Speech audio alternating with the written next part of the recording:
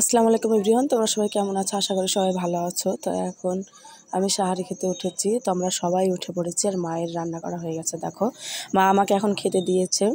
এখানে করেছে ডাল সানা করেছে আর ডিম আলুর ঝোল করেছে। দেখো, তো আমি এখন ভাত খেয়ে নেবো আর মা আমার ছেলেকে নিয়ে এখন বসে আছে। তো আমার খাওয়া হয়ে গেলে মা খাবে। তো চলো আমি খেয়ে নিই। তো খেয়ে নামাজ পড়ে ঘুমিয়ে গিয়েছিলাম। তো সকালবেলা উঠে আমি এখন এইগুলা ছাগলকে কেটে দিলাম। তো ছাগল এখন খাবে। আর এখানে দেখো আমি থালাগুলো সব গুছিয়ে দিয়েছি। মা এখন এগুলো ধুয়ে মেজে দেবে, মেজে ধুয়ে নেবে। তো আমার ছেলের রাত থেকে শরীরটা খুব খারাপ, তো ডক্টর বাড়ি যাবো এখন।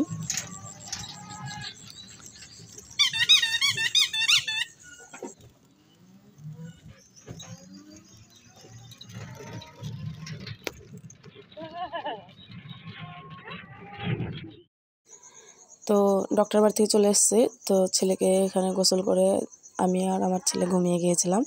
তো তারপরে সুরাইয়ের সঙ্গে এখানে কথা বলছি আমি। সুরাইয়ার কটা রোজা হলো কি হলো না, তাই তো সুরাইয়া প্রথম দিন থেকেই রোজা রাখে।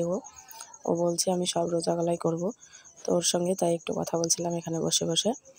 তো তারপরে দেখো আমাদের মুরগিগুলো এখানে সব মা এখানে চাল দিয়েছে, তাই চাল খাচ্ছিল। আর মা এখন রান্না করতে বসে গেছে, তার কারণ সময় খুবই কম। তো মা আজকে রান্না করবে ডাঁটা আলুর ঝোল করবে আর আলুর ভাজা ডিম দিয়ে আর রুটি বানাবে।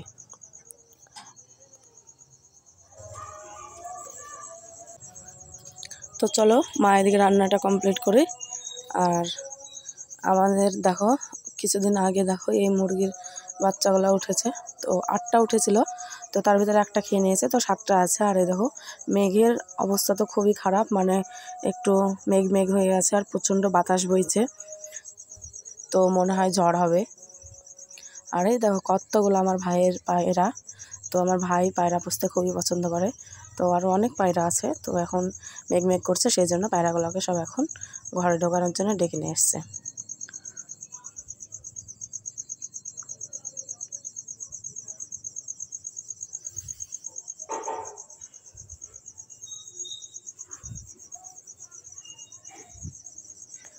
আর চলো তোমাদেরকে একটা জিনিস দেখাই। তো কিছুদিন আগে তোমাদেরকে দেখিয়েছিলাম যে আমাদের সজনে গাছে কত ফুল ফুটেছিল। তো দেখো সেই ফুল থেকে কত ডাঁটা ধরেছে, প্রচণ্ড ডাঁটা। আর এই মুহূর্তে দেখো তানিয়া এসছে। তো তানিয়াকে জিজ্ঞেস করছিলাম যে রোজা আছো কিনা। তো তানিয়া বললো যে আমি 14টা করেছি, আজকে নেই রোজা, তাই বললো।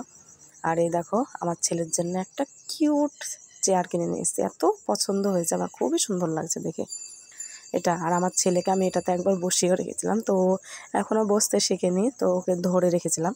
তো চেয়ারটা কেমন হয়েছে অবশ্যই কমেন্টে জানাবে, খুবই সুন্দর লাগছে দেখতে। আর তোমাদেরকে একটা জিনিস দেখাবো চলো এখন।